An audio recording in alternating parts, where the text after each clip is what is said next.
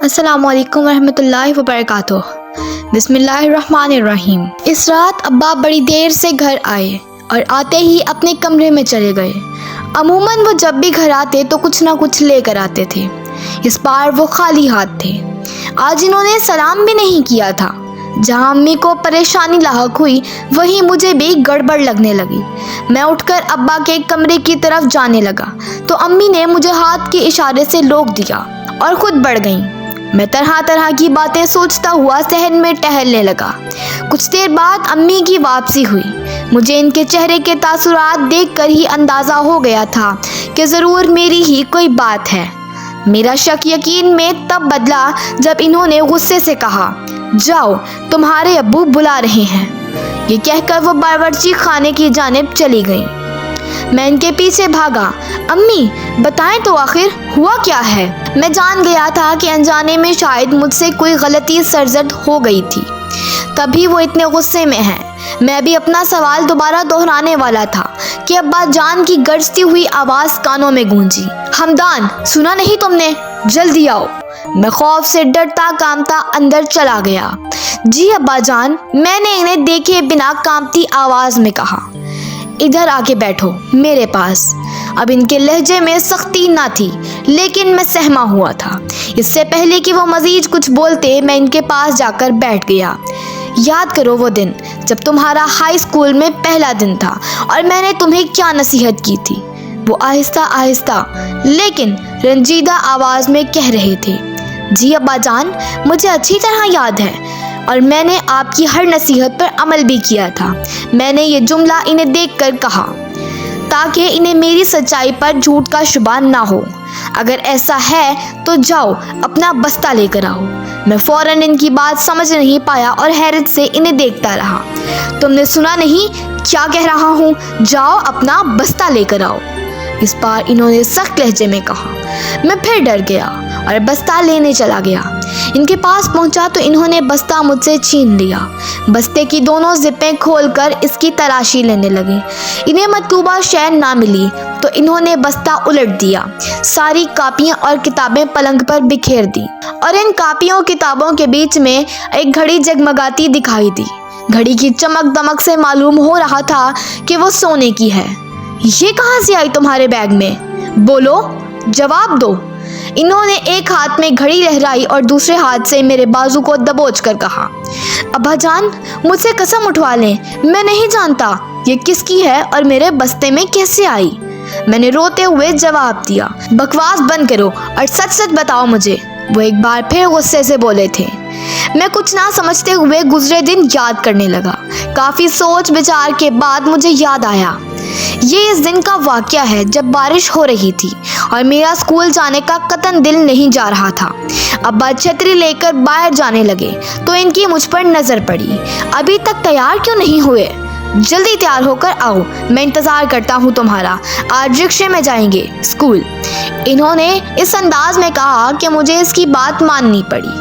میں تیار ہو کر آیا تو امی نے فوراً ناشتہ میرے آگے رکھ دیا۔ میں نے جھٹ پٹ ناشتہ ختم کیا اور ابا کے ساتھ ہو لیا۔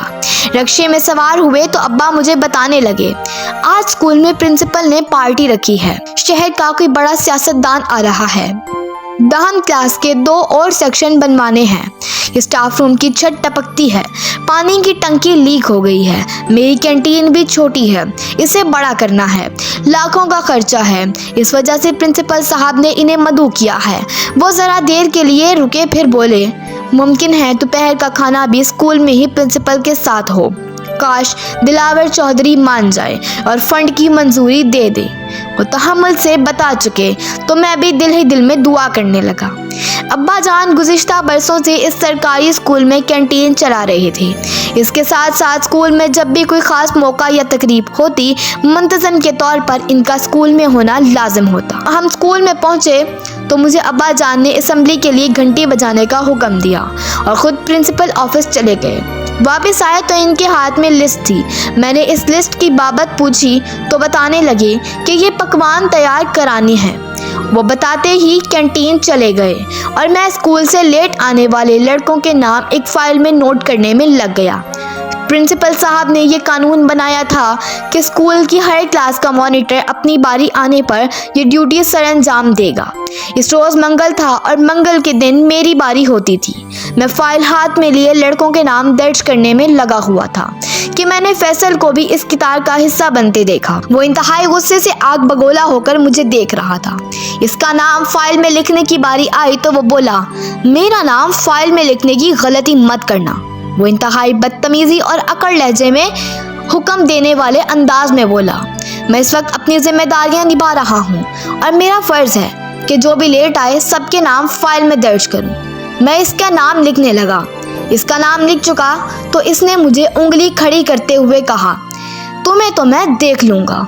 वो कमरा जमात की तरफ बढ़ गया और बाकी तालिब इल्मों के नाम लिखकर फाइल प्रिंसिपल साहब के दफ्तर पहुंचाकर क्लासरूम में दाखिल हो गया। शशमाही इम्तिहानात सर पर थे। सबको अपनी अपनी फिक्र थी। तकरीबन सभी के फिजिक्स के प्रैक्टिकल मुकम्मल थे और सब ने चेक करवा दिए थे, लेकिन एक फैसल था कि जिसने अभी तक प्रैक्टिकल मुकम्मल नहीं किया था। वो काफ़ी दिनों से मुझसे कह रहा था कि मैं इसका प्रैक्टिकल मुकम्मल कर दूं। मेरा अपना ज़्यादा काम था, इम्तिहानात की तैयारी भी करनी थी, लिहाजा इसके बार बार इसरार करने पर मैंने भी बार बार इनकार ही किया था। सर खावर जो फिजिक्स पढ़ाते थे इस दिन आपे से बाहर हो गए। इन्होंने फैसल को काफ़ी डांट डपट करके प्रिंसिपल ऑफिस भिजवा दिया। ये फैसल की बदकिस्मती थी कि इस वक्त प्रिंसिपल ऑफिस में इलाके के एमएनए दिलावर चौधरी भी मौजूद थे। इस तरह की किसी शिकायत का इलाके के एमएनए के सामने इन्हें मौसूल होना काफ़ी तस्हीक की बात थी। प्रिंसिपल साहब शदीद किस्म के जज्बाती हो गए और फैसल के जमात नहम के बोर्ड के इम्तिहानात का दाखिला फॉर्म भिजवाने से इनकार कर दिया और सज़ा के तौर पर ऑफिस में कान पकड़कर एक टांग पर खड़े होने का कहा। फैसल जैसे लड़के के लिए ये सब बर्दाश्त करना इंतहाई मुश्किल था। शायद तभी वो मुझसे बदला लेने के कई मंसूबे तरतीब देता रहता था। आधी छुट्टी की घंटी बजी तो बच्चों ने फैसल को प्रिंसिपल ऑफिस में इस हालत में खड़े देखकर इसका खूब मजाक उड़ाया।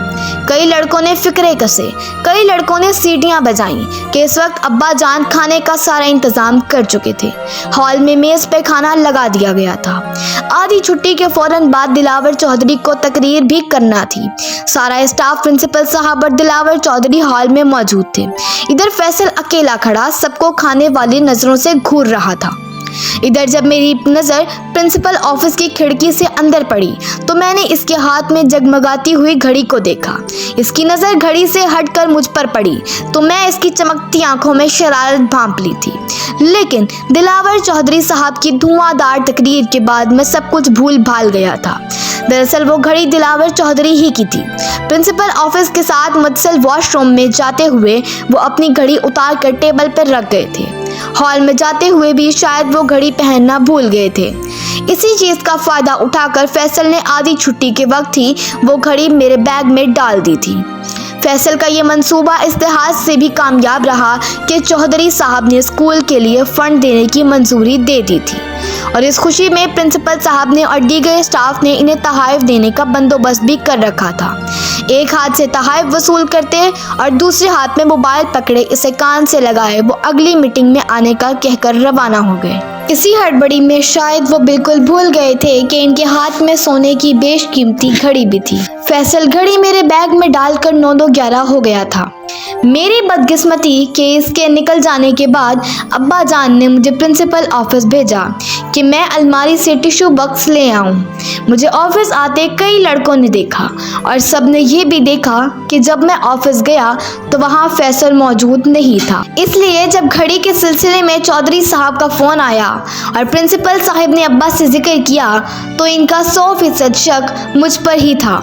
जब मैंने अब्बा जान को सारा वाक़या सुनाया तो अब्बा जान ने मेरी पेशानी चूम ली और इन्हें मेरी बात पर यकीन आ गया। मैं अब्बा जान के साथ फैसल के घर गया। फैसल खुद भी अपने किए पर शर्मिंदा था। इसने ना सिर्फ मुझसे बल्कि अब्बा जान से भी माफ़ी मांगी और ये तहैया कर गया कि आइंदा वो अपना काम खुद करेगा। घड़ी किसी तरीके से चौधरी साहब को भिजवा दी गई। इस तरह की और दिलचस्प कहानियों के लिए हमारे चैनल को सब्सक्राइब करें। स्टोरी अच्छी लगी हो तो वीडियो को लाइक करें। शुक्रिया।